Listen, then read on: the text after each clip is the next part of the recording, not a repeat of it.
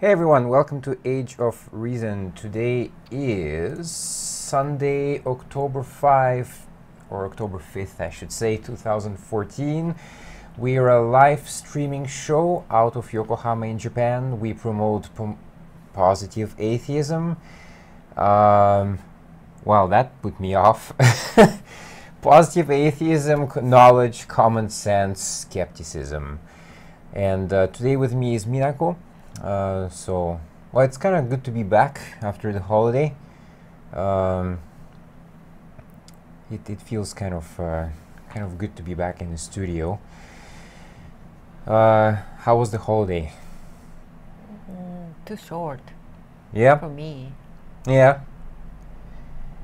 Well, in the north of Japan, it was pretty empty actually. That's my image of the place.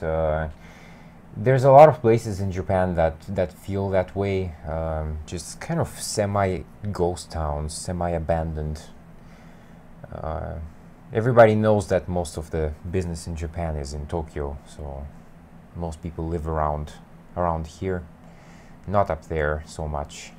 And it's cold also. So anyway. So today we are going to talk about some pseudoscience, and later we're going to continue where we left off last time. So we talked about some Bible things. I started to go through Genesis, and that's pretty much it. Before I jump into it, we have a Facebook page. If you'd like to join, feel free. It's facebook.com/agereason, and I will talk about that in just a second. The other way to contact us is by email. It's at tv-ageofreason@tv-ff.com. So before I start talking about pseudoscience, I do want to just talk about the Facebook page for a second, because I recently posted this article I wrote about, the title was "Is Atheism Considered a Religion?" I think, which it's not. And there were a couple of theists that came on the page, and they pretty much started just preaching the Bible, and I'm like, okay, if you actually say that the Bible was written by God, even though through people, you also kind of automatically assume that everything in it is correct, right? So you must be okay with things like rape or incest or killing the Egyptians like in Exodus.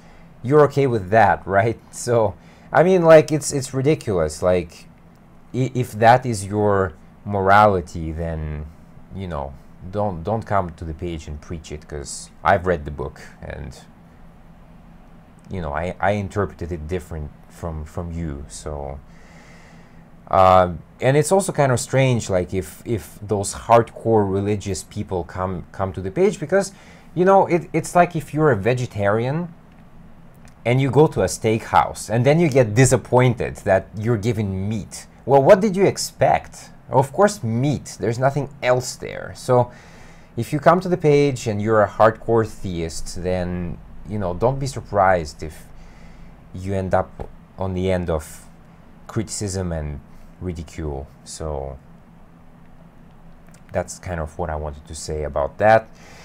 So we're gonna jump into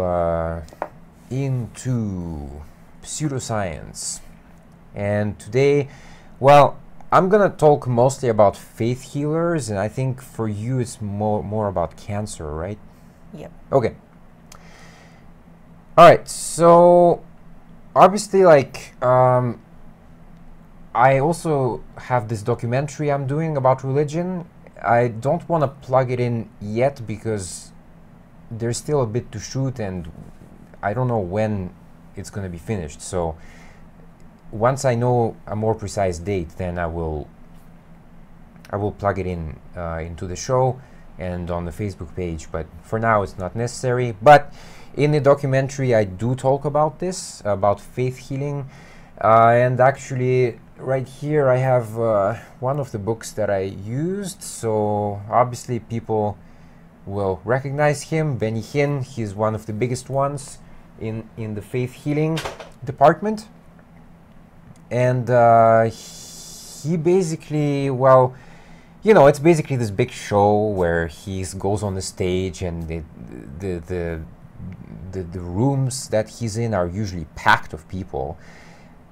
And some people then go on the stage and they tell him, like, oh, you know, like, I've been in the wheelchair of all my life. I can't move I can't move my feet, obviously. And then, like, he goes like, well, like, the spirit of Jesus is with me, so I will heal you. And so he touches them on the forehead or something. And then, like, a few seconds later, they stand up and they start to dance and run around. And the crowd goes insane, of course, because, like, they're impressed by it. But it's been proven that, of course, all those people that go on the stage are actors. They're hired extras, basically. They're paid some money. And he gets a lot of money for those shows, too. Well, he can afford to pay, like, $50 for a performance. You know, for him, it's just pocket change. So he does that a lot. And there's others in the world that do that. And so I'm going to talk about two of them. And the second one is really, really, really interesting. So hold on to your seats. The first one I'm going to talk about is Dr. Dragan Dabich. And I don't know if he's still alive, actually, but anyway, it doesn't matter. So he was what he called an energy healer. And he worked in Belgrade, and he made many public lectures on spirituality. So the way that it works is that basically he promised effective relief from conditions such as impotence and autism, as well as diabetes, asthma, epilepsy, and multiple sclerosis.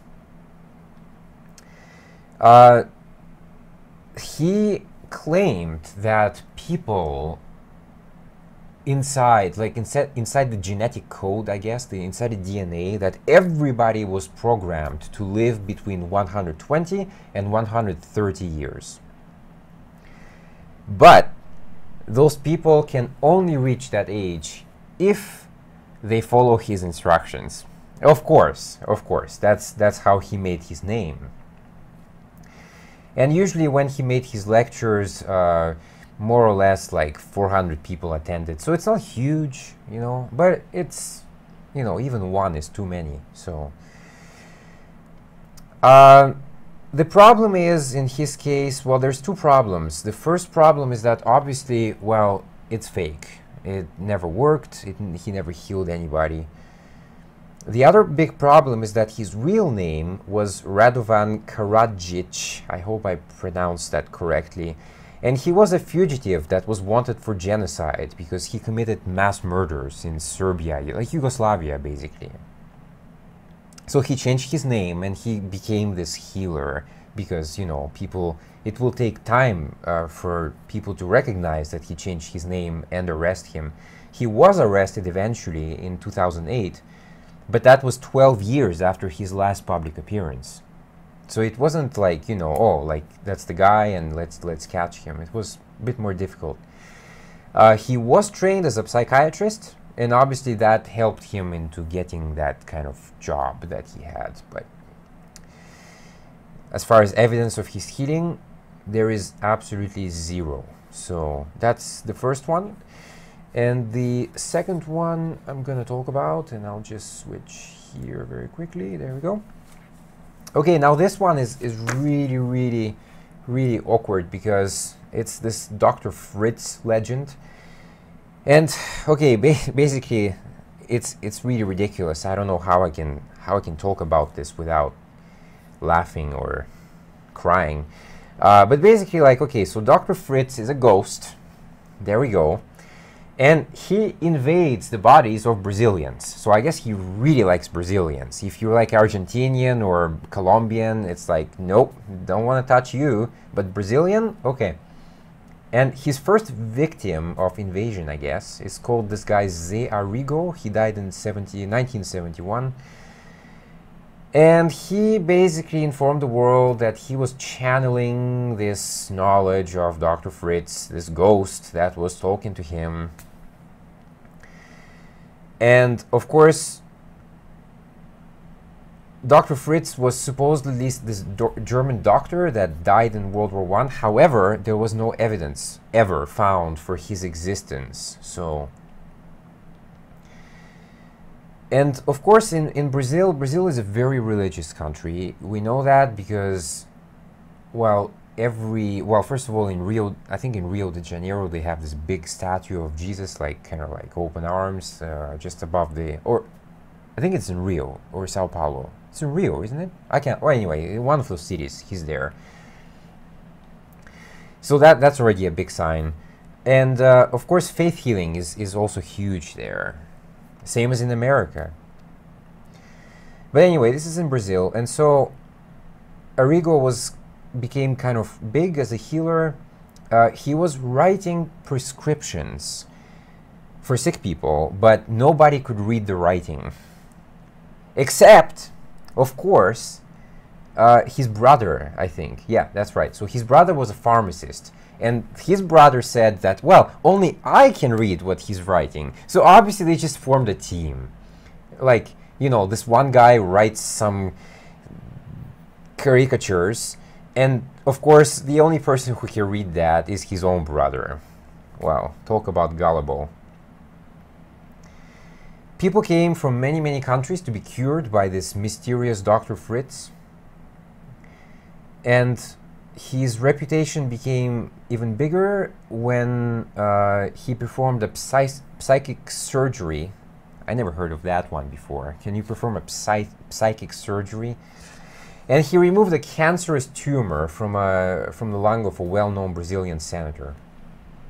But again, we talked about that before. It's not that he removed anything. It was probably a medical error in the first place. It was probably a wrong X-ray or some dirt on the X-ray. So it appeared that he had cancer, but most of the time those cases are just non-existent. Arrigo died in a car crash in 1971, but of course the ghost survived, so the ghost went out of the body of Arrigo and he invaded the next victims. Of course, it has to work that way. And so the next people were Edson Queiroz and Rubens Farias Jr., who might still be alive actually. Both of them, well, actually the first one is from Recife, the other one is from Sao Paulo. And Rubens Farias Jr. is the current channeler of Dr. Fritz's knowledge. So obviously he favors a mysticism, and that maintains that the astral body. So that's when it gets really crazy. So check this out. So he claims that the astral body. What is the astral body? Well, it's a copy of the physical body, but composed of a finer substance, which might be considered the soul, except that there is no concrete evidence for souls. That's the problem. But he claims that the soul needs to be treated. And once the soul is treated, then the physical body becomes healed as well, without providing any evidence. Anyway, Dr. Fritz predicts a violent death for Farias Jr., so we probably won't see him much longer. But it's not just there. In Australia, there is this Dr. Verna Yater, and I don't know if it's a he or she, but anyway, let's say it's a he for now. He's been channeling Dr. Fritz along with a team of 27 other spirit doctors. I don't know what to think about this, because for me it's an obvious scam, you know. But people always fall for it, and I just don't understand. Like, if somebody came to me and said, like, well, you know, like this ancient ghost that died in World War I, and we know how good doctors were in World War I or World War II, from Germany especially. So if somebody comes to me and says that, so a ghost is telling me something, and I'm gonna write you a prescription that only my own brother can read, I just say, like, you're gullible. You can believe anything. If you believe this, I can sell you a cup of a mug, and I can tell you that it's full of water even though it's empty, but you'll believe me anyway. You'll really think that it's full of water because I told you so. So Dr. Fritz is kind of an extreme one, but Dr. Dragan Dabich is not much far away. So anyway, that's it for me for now. So you want to talk about cancer, so I'll let you talk. Yes, for me, I choose these topics. So many people who have been diagnosed to have cancer and try to find the best way to cure, in addition to the treatment their doctor offers. It's natural, I guess. People search on the internet, and sometimes they find kind of folk remedies and ask doctors if it works or not. I think basically we doctors should be all science-based physicians, so we choose the way how to cure our patient according to the evidence guidelines. Of course, it depends on the patient illness status. But we can't force people our plan only, because who to choose their treatment obviously is themselves. According to the World Medical Assembly Declaration of Lisbon on the rights of the patient, it goes like this: the patient has the right to self-determination, to make free decisions regarding himself, herself. The physician will inform the patient of the consequences of his or her decisions. Or I said folk remedies, but I should say complementary or alternative medicine. So I have a quick question there, Okay. because so you said so obviously so the doctor must inform the patient, but what if the patient still insists on something? So then we can tell them what will be going on if the patient choose that way. But what if they still choose it? I mean, And then even we if it can leads to force yeah, anything. We don't have any power to force them. yeah, So that's what I'm saying. yeah. Okay. So can I? Yeah. But sometimes we have to warn our patient about it, because which will do them harm. So today I take one example of that kind of therapy. It's amygdalin. so-called laetrile. It's hard to pronounce for me. Amygdalin, laetrile. It's same thing. Yeah. Some people think it should be. Oh, I'm sorry. I think it's spreading through the internet because some people think it should be taking place of the standard cancer care. So I found one guy named Mr. Phillip demonstrate that cancer is caused by nutritional deficiency and toxicity, and he recommends laetrile, that is amygdalin.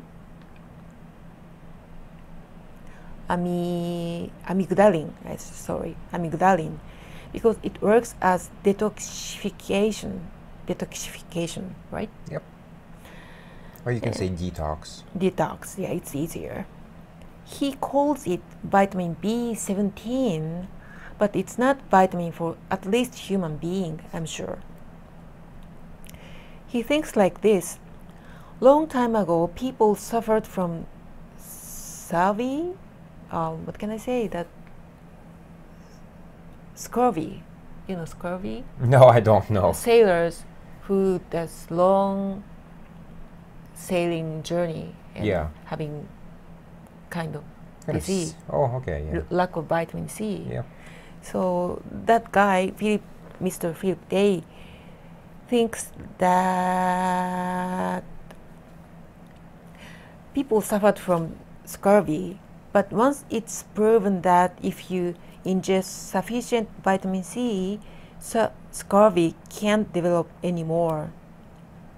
So it's same, he thinks, that vitamin B17, cancer becomes almost impossible to develop if you take that vitamin B17, that is laetrile, that is amygdalin.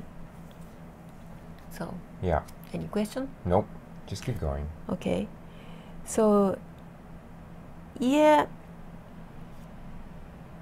I think as a home remedy, it's been working to some extent if it's amounted just a little, like a leaf put on the injured side of the skin, or then a few nuts to intake for some symptoms, because amygdalin, laetrile is a chemical found in the nuts or leaves of many fruits such as peaches, bitter almonds, and apricots.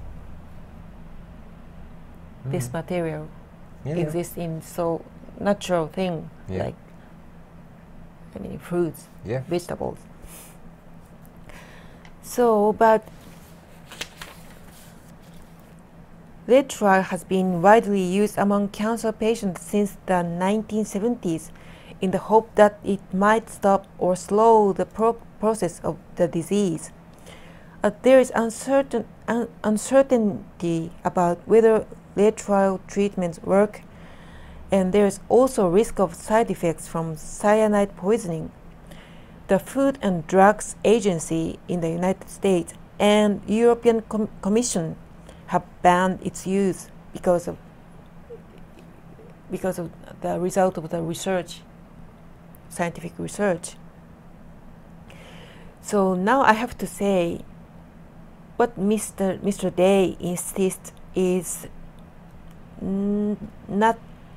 It doesn't seem like science-based thing, so it should be called pseudoscience. Yep. It's too strong to call it. So, however, it is still possible for anyone to buy laetrile products illegally on the internet. So we have to be careful about that. It's like not like as a medicine, but as kind of supplement. And if you take it too much, and I'm sorry, we don't know the exact amount which is too much because it's not proper medicine. So we don't have any instruction for doctors. That side effects happens from cyanide poisoning. That means it attacks mitochondria and stops cell respiration, and finally leads to death. So especially to intake it with vitamin C, it's common use between cancer patients as a kind of home remedy like that. It develops the toxicity of that chemical thing. So I'm having some reports about that. Can I? Yep. Yep. Well, it's probably too small to... Too small, yeah. If you just say the source of it, it's okay. It's from... I'm sorry, I forgot the name of the magazine, medical magazine, but from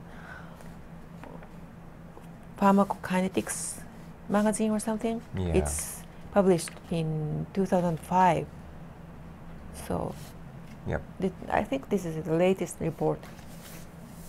Yeah, we can drop the links later. It's easier for people. Oh, okay. Yeah. Okay. So what I want to say is, of course, the choice is yours, but when you consider about complementary or alternative medicine, please consult your doctor, and we will inform you of the consequences of your decisions and help you think properly. Yep. That's all? Yep. Yeah. That was another one I wanted you to do, but maybe next time. Well, there's a bunch of them actually, so yeah. Yeah, it's well, back when I did the very first episode, I was talking to Drew before the show, and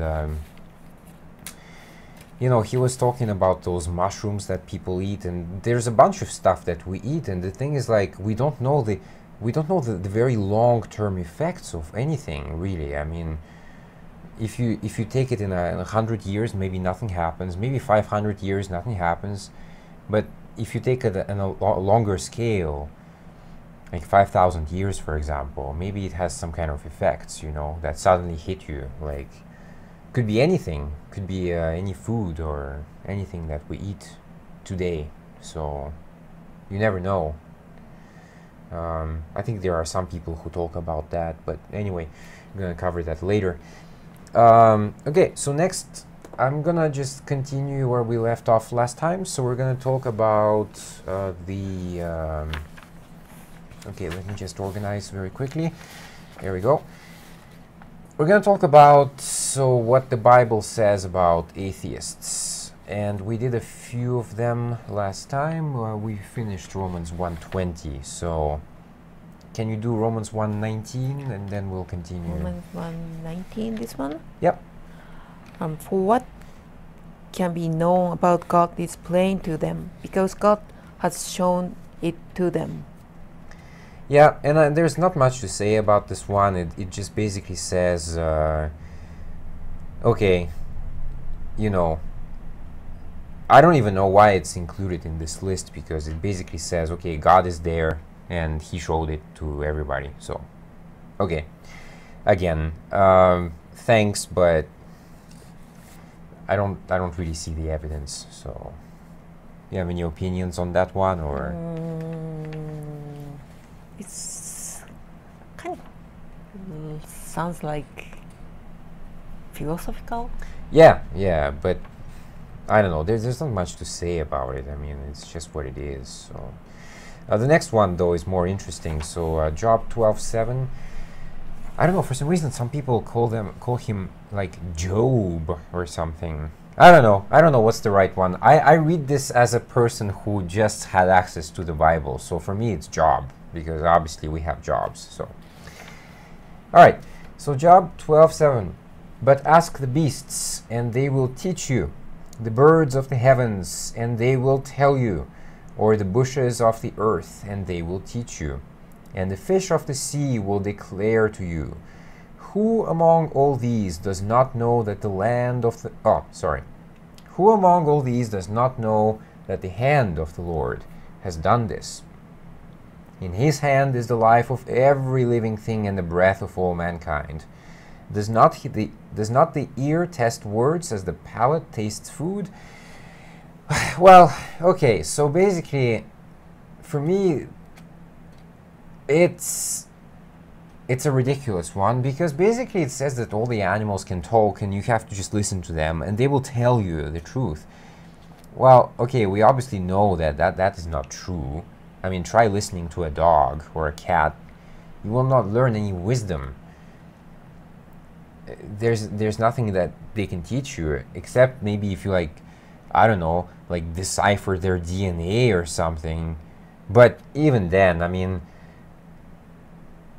for me, this is it's a perfect example of hiding information where people would never find it, because we will never be able to talk to animals, really. I mean, maybe someday, but some people try to do this experiment. They try to understand what the cat is saying, but or the dolphin is saying. But the machine, the computer that translates their language is maybe primitive, but at the same time, it could also mean that their brain is actually kind of thinking on a primitive level, because they think about food, or, you know, too bright, too dark. It's just those basic instincts. So, but for me, this is just an example of hiding information where people will never find it, because we can never talk to animals as we talk to human beings. So that's pretty much what it is for me. But once we establish the way to communicate with them, they will tell us about this. Yeah, that's impossible though. Yeah, so I'm just kidding. Yeah, I know. Well, there's nothing else to say about this one for me. So why don't you do the next one? Next one, this one? Yeah. How? Psalm 15:3? 53, yeah. Oh, 53, sorry. To the core master, according to Mahala, Yep. a muscle of David, the fool says in his heart, there is no God. They are corrupt, doing abominable iniquity. Iniquity, I Iniquity. think. There is none who does good. Yeah. We talked about this one, actually. I don't know when, but maybe 2 shows ago, or I think 2 shows ago we talked about this precise one. Maybe it came up already. It basically says that, you know, like, so every non-believer is a fool automatically. That's nice. And they are corrupt and they're doing abominable deeds, which abominable means horrible. It goes back to, you know, like the thing about Noah, for example. So God killed everybody because, well, they were bad. They were wicked. And probably they lost faith. So to say it simply, all the bad men don't believe in God. Yeah, pretty much. And they're fools too. Yeah, that's it. Revelation 21:8. But as for the cowardly, the faithless, the detestable, as for murderers, the sexually immoral, sorcerers, idolaters, and all liars, their portion will be in the lake that burns with fire and sulfur, which is the second death. Woo! Okay, obviously this is the threat of hell. Yep. But again, I like how, I like how the atheists and the just people, you know, the non-believers are put in the same category as murderers or sexually, like, rapists or sorcerers. I like how we're put in the same shelf, you know, like, it's just the same level for them. And actually, like, I know some people really do think that way, unfortunately. That's very sad, because if you actually wish for some people to burn in hell forever, like, atheists don't wish that on religious people. We don't say, like, I don't know, like, well, we don't have a hell, but let's just create something like the black hole, for example. Like, oh yeah, I wish that a black hole sucks you and rips you into tiny pieces. Like, it's so evil. Like, why be so mean? I don't know. But basically that's what it says. But I just love this one because it puts just the fact that you don't believe, it puts you on the same shelf as murderers or rapists or stuff like that. So it's pretty funny. Here's not shell, it's lake. All right, yeah. Yeah, but no, I mean the shelf, like the category. So how do they know it's a lake anyway? I mean, that's the thing. If you actually watch paintings of hell, well, yeah, there are, I wouldn't say lakes. I mean, I would say there's ponds, and it's kind of in a cave usually. So with kind of mini volcanoes and stuff. Like, anyway, it doesn't really matter. Why don't you do the next one, Timothy? It's too long. It's okay. I should read? Yeah. Now the Spirit expressly says that in later times some will depart from the faith by devoting themselves to deceitful spirits and teachings of demons, through the insincerity of liars whose consciences are seared, who forbid marriage and require abstinence. Yeah, it's okay. I'll tell you later, but abstinence, yeah. From foods that God created to be received with thanksgiving by those who believe and know the truth. For everything created by God is good, and nothing is to be rejected if it is received with thanksgiving, for it is made holy by the word of God and prayer.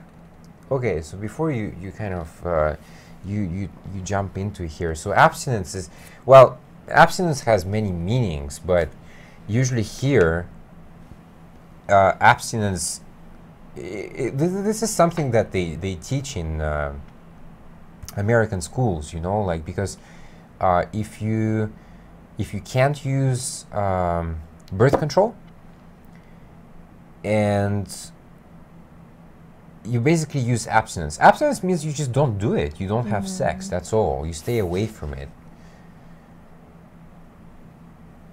But it doesn't. The thing is, like, it's kind of proven not to really work, because come on, like, people want to do it, so you can't, like, you can't suppress a natural feeling. So priests, some priests do that. They have abstinence, so they cannot get married, for example. They cannot have sex. Because of that, those same priests, most of the time, end up in scandals involving, you know, rape of children, or not necessarily rape, but kind of touching or something like that. So, sex scandals, basically. So I will tell you what I think, and then you can maybe throw in a couple of your opinions. So the thing is, like, the first sentence, well, yeah, okay, so that the Spirit says that some people over time will leave the faith. Well, yeah, that's good. For me, it's good. But unfortunately, it says that while they're leaving the faith, they become to believe, like, deceitful spirits and teaching of demons. Okay, this goes back to what we talked about a couple of shows ago. If you don't believe in God, then you must follow Satan, right? We talked about that already. So that's what it says here. And then it talks a bunch of stuff, you know, like, okay, the next sentence, like, the insincerity of liars. The liars apparently forbid marriage and require abstinence from, well, abstinence, just that. Who are those liars who forbid marriage? I'd like to know. Is it us? Is it the atheists? Do we forbid marriage? We don't like marriage. We don't like this whole process that it's related to church. That's what we don't like. We don't appreciate it in particular.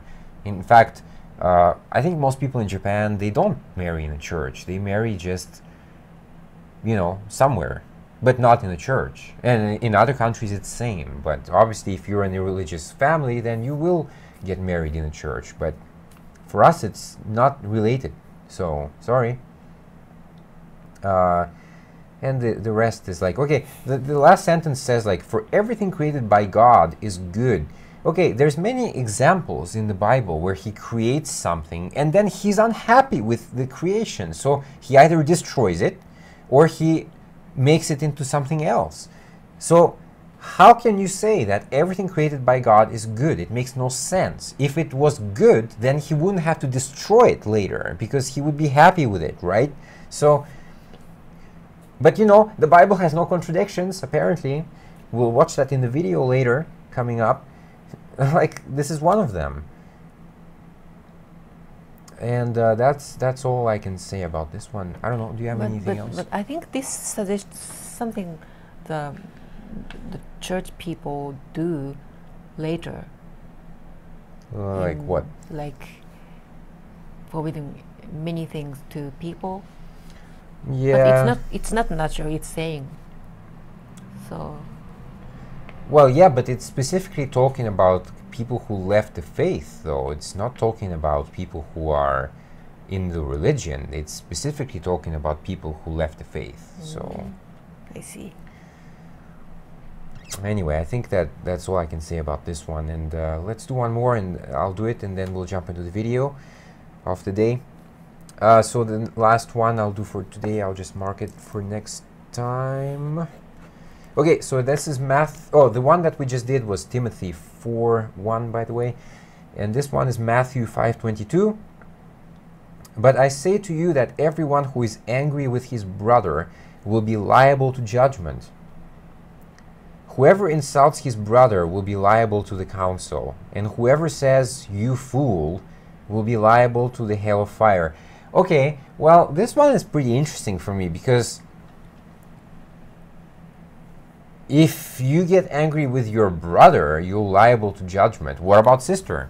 Why doesn't it mention sister? I mean, you know, obviously we know that the Bible is really anti-women, and that is another example. So they don't mention women, they don't mention sisters. Why not? I mean, why not mention it? But the last sentence is very interesting, because it says, whoever says "you fool" will be liable to the hell of fire. Okay, well, actually, unfortunately for most religious people, then that means that they are going to hell, because they often say "you fool" to everybody who doesn't adapt to their religion. So I'm sorry, but it's in there. You have to read the book, you know? Don't start coming to me and say like the book is good and that you've read it when I know that you haven't read it. Don't be dishonest about it. Most religious people have never read the Bible from page 1 to the last page, okay? That is true. So if you criticize gays or atheists and you say "you fool," according to your Bible, I'm sorry, but I'm sorry to bring you the bad news, but you're going to hell. So read the book. It's in there. You have anything else to say about that one? Nothing. Okay. All right, so last week, oh, what am I saying? Last show, I showed a video of this guy, and like I said, he had a series of videos. And last time I just did the first one, and now we're gonna do the second one. So the only thing I forgot to add last time, I think he mentioned it, and I skipped that part when I was taking notes. He said that, again, I'm not sure if it's in that video, but it well might be. He basically says that, oh, look at societies that had no religion in the past, and look how it worked for them, you know? Not well, obviously. Unfortunately, I don't know what he's talking about, because the religion or some kind of faith always existed. So I don't know what he's talking about, because we never had a society without any religion or faith. I'd like to see that, because then we can actually say, and we can see how it works and how it operates. But there are no examples of that. So feel free to get back to me if you're watching the show, but I'm sorry, but I don't know. I know history pretty well. I don't know any example of a society that never had a religion or faith. That's just, you know, that's what it is. So Anyway, today we're gonna watch his episode 2, and he is gonna go through the list of his evidence that supports the Bible. And I have to warn people, before you watch this, you might be disappointed because, well, I thought he was gonna really kind of go into detail, into depth, into why, what is the evidence. But sometimes he just gives like one sentence. Yeah, blah, blah, blah, and we move on to the next point. I mean, like, come on, like, go into depth, give me references, give me proof, give me, like, verified evidence. Then we can really have a conversation. But if you just give me, like, one sentence, which doesn't even make sense, then, and I will talk about the video then, and then I will jump back into Genesis just like last show. So let's watch the video, and then we'll talk about it. I have to cue it up. Okay, so we're going to cover those 1 through 7. The Bible is the best-selling book of all time. Many books have sold in the thousands, and there's been a few books that have sold in the millions, but there are no books that have ever come close to the Bible when it comes to sales. Bibles sell at a rate of about 150 million of them each year. There are currently about 4 billion, and that's billion with a B, about 4 billion Bibles in print right now in over 1,400 different languages. The Bible stands alone. If you took 10 people from similar backgrounds, ages, languages, and asked each of them to write a book about one controversial subject, you would have 10 differing opinions. They would all have trouble agreeing with each other. The Bible is compiled of 66 books. It's written over a period of about 1,600 years, and it had over 40 different authors, writers, fishermen, politicians, generals, kings, shepherds, and historians were authors. The 40 writers were from 3 different continents. Most never met each other or even knew of the others. They spoke in 3 different languages. You've got Greek, Aramaic, and Hebrew. They wrote on hundreds of controversial topics. They wrote in dungeons, in temples, on beaches, on hillsides. They wrote in peacetime and also in wartime. Yet all 66 books of the Bible come together one with another in complete harmony with each other. Now, number 2, the Bible claims to be written by God. Now, all other religions or religious texts were written by men who claim to be speaking for God. The Bible's different. The Bible claims to be written by God, speaking to men. You can find that in 2 Timothy chapter 3, verse 16. You're going to find the term, "Thus saith the Lord," over 3,000 times in the Bible. So the Bible is not claiming human authorship at all. Now, it is true that humans penned it, but God told them, straight from God's lips, down to the pen, what to put in. Now, number 3, historical evidence supports the Bible. Homer's Iliad is the second best documented piece of literature in antiquity. It has 643 ancient manuscripts to document it. The earliest manuscript was written about 1,000 years after, found about 1,000 years after its original source was written. There are no serious historians that question the authenticity of Homer's Iliad.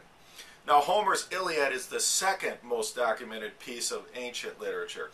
All other pieces of ancient literature that you may have read about in high school or college or whatever have less historical evidence to support them than Homer's Iliad does.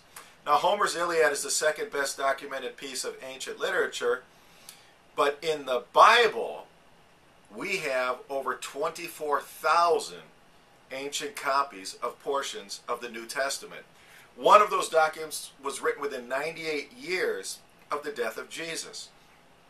The New Testament has over 37 times more parchment, papyrus, and manuscript evidence to support it than Homer's Iliad does to support itself. The New Testament writings are 10 times closer to the original source than Homer's Iliad was. Now, just as no serious historians question the authenticity of Homer's Iliad, the same is true for the Bible. There are no serious historians that question its authenticity. It's beyond question. Biblical texts are closer to the original written text than any other ancient text. And the Bible has no contradictions. There are a lot of people that claim there are contradictions in the Bible, but there are none that have ever been found. Now, what about Tacitus and Josephus? Tacitus was a Roman historian. Josephus was a Jewish historian. They both support the historical accuracy of the Bible. Now, neither one of them had a reason to support it, because remember, the Romans are the ones that put Jesus on the cross, and the Jewish folks are the ones who incited people to want to put him on the cross. And Christianity was an enemy of the current religion of the day. The Sadducees and the Pharisees and the Jewish religion did not want it. The Romans certainly didn't want it. They saw it as a threat. But yet, a Roman historian and a Jewish historian both recorded the events of Jesus' death in the Bible. One of them even went on to say he was a man, if you could even call him a man, because what he did was way beyond the abilities of what a man can do. Now, in addition to that, there were also 17 secular historians who had no interest in promoting Jesus' who recorded the death of Jesus by crucifixion. There were also eyewitness accounts. Matthew, Mark, Luke, and John wrote parts of the New Testament. They wrote about indirect and also direct eyewitness accounts of the life of Jesus. When Jesus rose from the dead, he was seen by over 500 people in 13 different places over a 40-day period of time. The Bible gives detailed historical accounts that are drawn down to the smallest detail, like the rise and fall of empires like Greece and Rome. You'll find that in Daniel chapter 2, verses 39 and 40. The destruction of major cities like Tyre and Sidon. You'll find that in Isaiah chapter 23. Now, number 4. Archaeological evidence also supports the Bible. Over 25,000 archaeological finds provide support regarding people, their titles, and their locations mentioned in the Bible. Not one of them has contradicted the Bible. Nelson Glueck, who's a renowned Jewish archaeologist, he wrote, "It may be stated categorically that no archaeological discovery has ever controverted a biblical reference." Well, what about scientific evidence? Scientific evidence also supports the Bible. 2,500 years ago, science said that there are only about 1,100 stars in the sky. But the Bible, at the same time, the prophet Jeremiah said in Jeremiah 33:22 that the host of heaven cannot be numbered. Science used to teach that the world sat on the back of a large animal. They believed that because a flat earth, in their minds, had to be resting on something. But at Job chapter 26 verse 7 says of God that he stretched out the north over the empty place and hangs the earth upon nothing. Job's statement was written about 3,500 years ago. Science didn't catch up until recent history.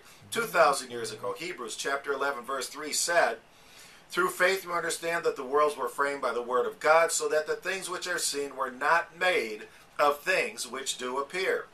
Science just recently caught up to that one when they discovered that atoms are invisible things that make up visible things. Isaiah chapter 40 verse 22 was written about 2,800 years ago, and it says, "It is he that sitteth upon the circle of the earth." Now this is back when scientists believed that the earth was flat. Again, science didn't catch up until recent history. So there's another one that my personal favorite, sonoluminescence. Look that up, Google that. Sonoluminescence, to sum it up, it's where you take sound waves and hit a body of water with sound waves and light is produced. Where you're going to find in Genesis, the very first book of the Bible, the very first 3 verses in that book describes the process of sonoluminescence, where God hovered over the face of the waters. Then God spoke into the waters and said, "Let there be light," and there was light. Now we're going to cover part 6 and 7 in the next video. Like I said, I want to make these less than 10 minutes, okay? Take care. Yep, take care indeed. Yeah, well, I will go straight into debunking that latest video, and because we're gonna run out of time. So, okay. I didn't take many notes because I think he kind of, I don't know, he kind of ridicules himself most of the time. But anyway, he says, like, so in the Bible there's a lot of references, like, like, "Thus saith the Lord." So what? Okay, obviously the people were right the Lord said blah blah blah blah. They will not write I say blah blah blah blah. It's not evidence at all. I mean, I don't even know what that has to do with anything. Then he makes this very weird comparison to the Iliad of Homer. I couldn't believe when he started talking about it, because the Iliad is a myth. It's a myth book. Same as the other Homer book that came later after the Iliad, I think. It was all a myth. It's a myth of Greek mythology, basically. You know, the whole thing with Cerberus, that big dog with 3 dogs and 3 heads, and what else was there? Like Medusa, I think was. It's fun to read it. Oh yeah. Oh yeah. It's even not a bad movie. But I mean, like, you're comparing. Okay, this is really funny, because you're comparing a book that is supposed to be real, as you say, and based on evidence, which you found in there, and you compare it to a myth book. Hello, what are you doing? You basically said that the Iliad, which is a myth book, is then the same as the Bible, which is then also a myth book. All right. Okay, and then he says, like, there's a lot of papers that support the New Testament. Well, yeah, okay, so what? I mean, and oh yeah, well, he said, like, but there's not as many supporting the Iliad. Why are you obsessed about the Iliad? The Iliad is a myth book. It's written by a writer. Who cares? Like, if anything supports it at all. And then he says, like, well, no serious historians question the authenticity of the Bible. Every serious historian today questions the authenticity of the Bible. This is just a fact, okay? Go check it up. Today, people even, it goes even deeper. People say that Jesus didn't exist today. They can't find enough evidence for him to exist. They say that the whole cross thing was not, he didn't exist, so it wasn't him on there. It was a different guy. Okay, and then you say the biggest fallacy of all in the video. You say that the Bible has no contradictions. So, I'm sorry, but I found, and this is just some, there are many more, but let's just go through them. They're pretty short. Number 1, who incited David to count the fighting men of Israel? God did, in Samuel 24:1. Satan did, in Chronicles 2:1. In that count, how many fighting men were found in Israel? 800,000 in Samuel 24:9. 1,100,000 in Chronicles 21:5. So you're talking about the same thing, but you're giving different numbers, and you're going to tell me that there's no contradictions in the Bible? That is so dishonest of you. How many fighting men were found in Judah? 500,000 in Samuel 24:9. 470,000 in Chronicles 21:5. God sent his prophet to threaten David with how many years of famine? 7. Samuel 24:13. 3. Chronicles 21:12. How old was I can't pronounce this word. His name, actually. How old was Ahaziah when he began to rule over Jerusalem? 22. Kings 8:26. 42. Chronicles 22:2. Let's do a few more just for fun. How long did he rule over Jerusalem? I think this is a different one. Yeah.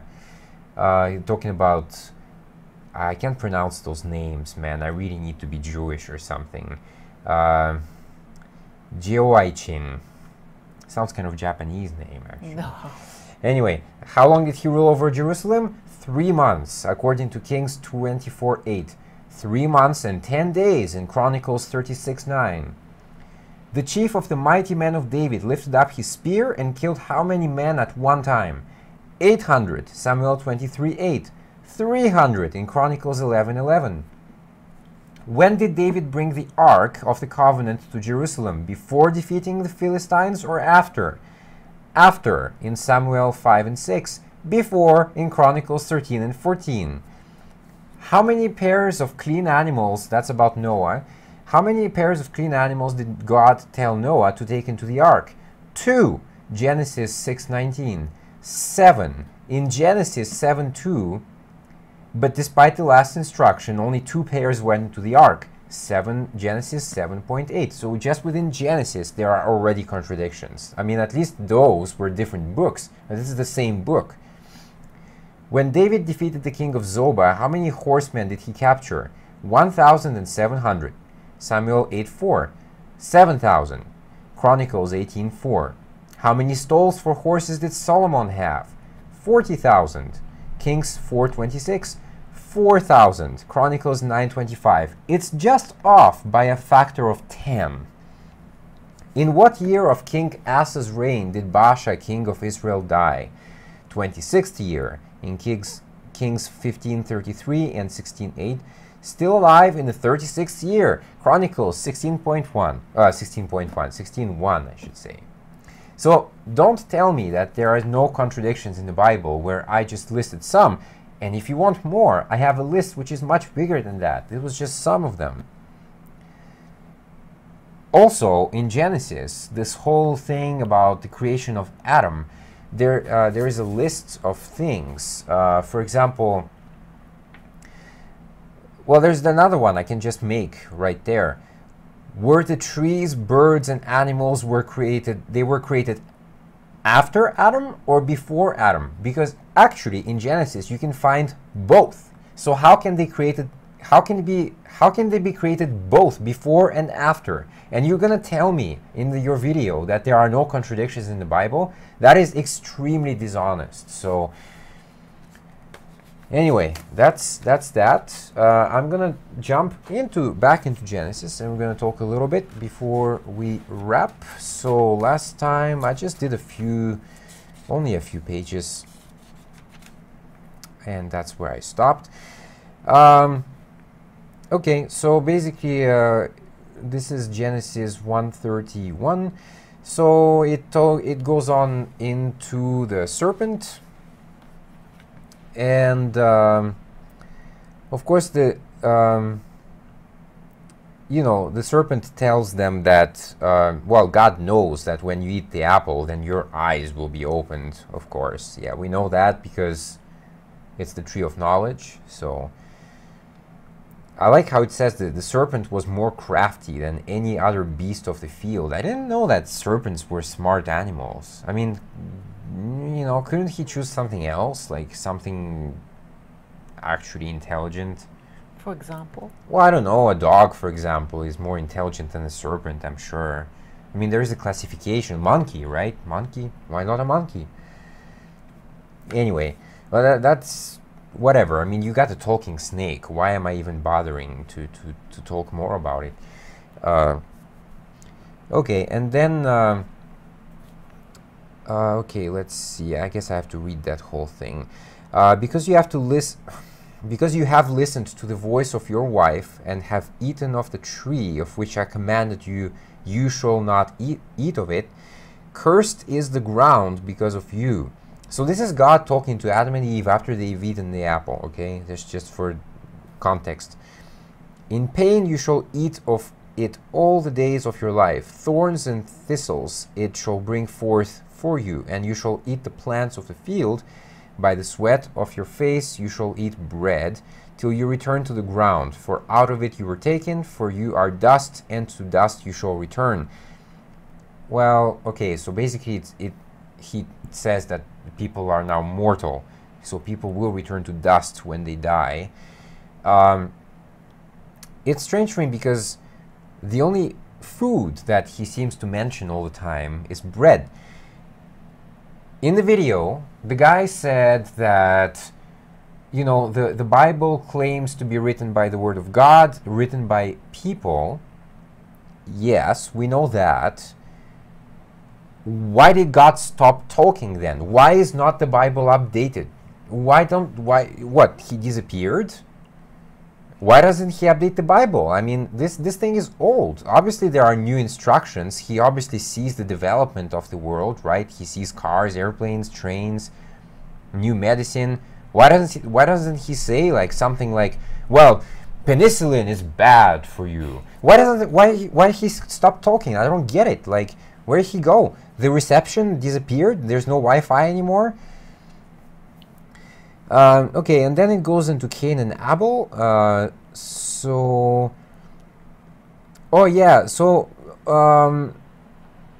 these were the sons of Adam and Eve. Now Abel was a shepherd, basically, and Cain was a worker of the ground. And the Lord had regard for Abel and his offering. So if basically offerings were usually sacrifices back then, like animal sacrifices. So the way it works here is very interesting, because so Abel makes sacrifices, and the Lord is happy with that. But for Cain, and Cain made offerings too, usually from the ground. So these are probably some vegetables and fruits, whatever he grew. But God doesn't care about that. That's nice. Why? So animals are good and vegetables are bad? I mean, is that the logic here? Well, if they go by that, then that's pretty kind of bad, because we know today that we need to eat vegetables and fruit, not so much meat. Well, we do need meat, but it needs to be kind of balanced. So I don't know. For me, that's a pretty strange one. And then still in the same paragraph, Cain knew his wife. She just comes from nowhere. It doesn't mention her anywhere before that. I've read it many times, because the first time I read that, I was like, wait a second, maybe I missed it. Maybe I was half asleep when I read it. Maybe I missed the wife somewhere. It doesn't mention her. So Cain knew his wife. Who was she? From where? Where did she come from? Because she just appears in this first sentence. Anyway, that's pretty strange. Adam's descendants to Noah. So that's a bit later, obviously. This mostly talks, this makes a long list of people and how long they lived. When Adam lived 130 years, he had his first son, I think. Wow, 130 years, and you want to tell me that this is accurate? Adam lived 930 years, and then he died. Wow, this goes even further than that Dr. Dabbich. So why 130 when you can live 930, right? Seth died at the age of 912. Enosh died at 905. At least it's getting down a little bit. Kenan died at 910. And it goes on and on. I mean, I just underlined a few, but there's more listed, and some of them even lived longer than Adam. So okay, and then so it still goes into, well, it goes into the Noah part, and I'll probably like finish with Noah for today. But so the increasing corruption on earth, this is Genesis like 7:16. This one is pretty strange, because I have to read the whole thing, because otherwise the context is lost. So when man began to multiply on the face of the land, and daughters were born to them. Okay, so far so good. The sons of God saw that the daughters of man were attractive. Okay, I don't see anything wrong with that yet. And they took as their wives any they chose. Okay, I don't see the problem with that, actually. But the Lord, for some reason, got angry with that. So I tried to understand this paragraph, because, well, I thought at first that it's talking about kind of incest. So those people, they kind of have relationships with their sister, basically. But unfortunately, it's not really, it's not clear here at all if that's what is implied. But anyway, God gets angry, and the flood comes, and the God who, as we read in the quotes, God creates only good things, and God is always good. He says, everything that is on earth shall die. Nice God. very kind as usual. Oh yeah, and so then this next part is that's what creationists always misunderstand, because yes, in the Bible it does says that the animals, according to its kind, two of every sort shall come into you to keep them alive. Yeah, that's right. Kind. So I talked about that before, I think. So this is what in episode 2, if I'm not wrong. This is how they explain Noah's Ark. They say, well, God, obviously, no, it's not all the animals that had to go in the ark. It's only one of each kind. So that means that, for example, if you take the family of the cat, which is like, you know, cat, tiger, lion, well, other animals. Well, you don't need 3, for example. You just need 1, because it's a kind. It's just 1. And then, well, I don't know how they explain then the cat became a lion later. That they never explain, so good luck with that. But that's how they justify how the animals got on the ark. Noah was 600 years old when the flood of waters came upon the earth, and Noah and his sons and his wife and his sons' wives with him went into the ark to escape the waters of the flood. Okay, basically I underlined this because, again, he's 600 years old. Nothing strange there. You know, everybody lives to 600. Come on, like, my grandfather died at 852, so that's absolutely normal.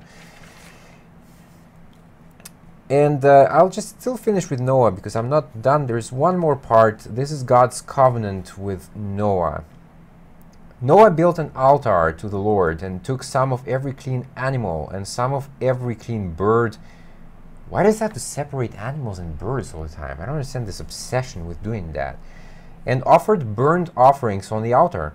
And when the Lord smelled the pleasing aroma, the Lord said in his heart, I will never again curse the ground because of man, for the intention of man's heart is evil from his youth. Neither will I ever again strike down every living creature as I have done. While the earth remains, seed time and harvest, cold and heat, summer and winter, day and night shall not cease. I underlined this because, so Noah made this sacrifice. This is the last part of the day, by the way, so I have to mark it somewhere, probably here. And yes, I am writing in the Bible. It's just a book, okay? Don't even get me started on that. The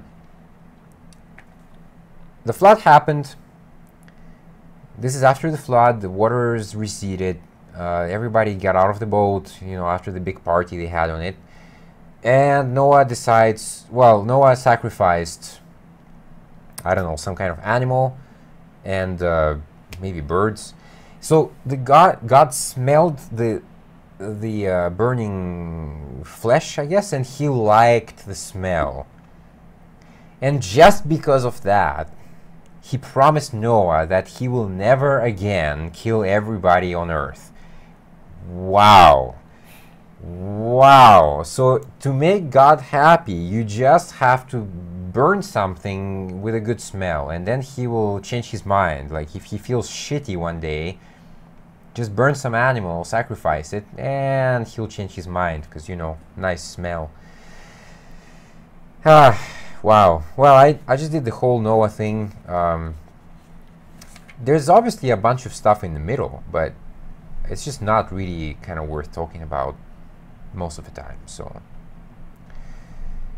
the Tower of Babel, I didn't underline anything, but everybody knows the story. It's pretty ridiculous. It's basically a story that explains how people talk different languages, but I don't know. There's not much to say about it beyond that. So the next one I will talk about next time is Genesis 13:17. This is Abram and Sarai. I hope I pronounced the names right, in Egypt. And it goes on and on and on. Anyway, you have any last comments on what I just said, or in general? Nothing particular. Mm. Okay, next show is gonna be on October 19, and I will try to talk about the Ken Ham and Bill Nye debate. I hope it can happen. If for some reason it doesn't happen, then we'll just continue where we left off today. Well, it was good to be back. Good to be back in the studio. So you have a kind of surgery coming up. So what's Maybe. what's with that? I have to remove my gallbladder. Yeah. So of course, I will pray for you. Thank you. No, but anyway, I hope it goes well, because, well, you're a regular host here, so. All right, that's it. So you have nothing else to add? Nothing. Okay, so yeah, just don't forget the Facebook page and of course the email, just as I show it again. And we will see you on October 19.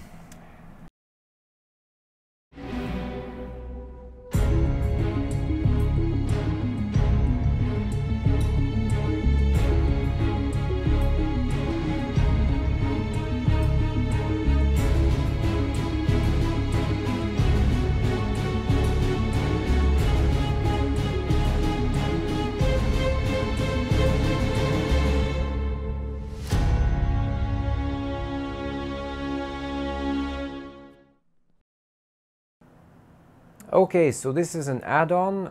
What happened was that I started to talk about the video and I went into the contradictions of the Bible, and after I finished that I pretty much strayed off and I forgot the rest of the video. So there's a couple of things that I'd like to just expand on. So he said that in the Bible there were like kind of predictions of falls of big empires.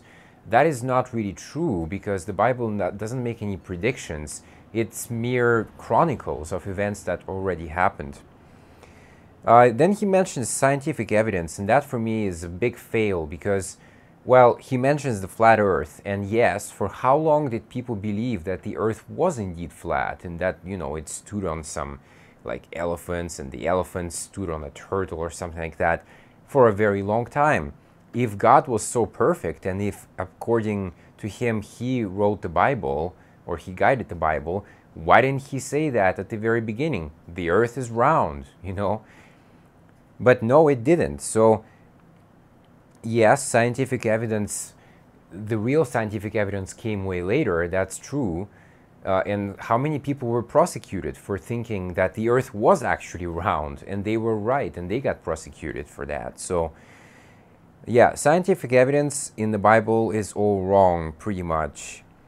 And again, it's not updated with modern knowledge. So, and he mentions that in the Bible it says something like, well, there are some items that you can't see because they're so small. And oh, we know today it's atoms. Okay, the Bible doesn't mention atoms. Why didn't it mention it? So anyway, in Genesis, it's not there. Okay, and this is just another add-on.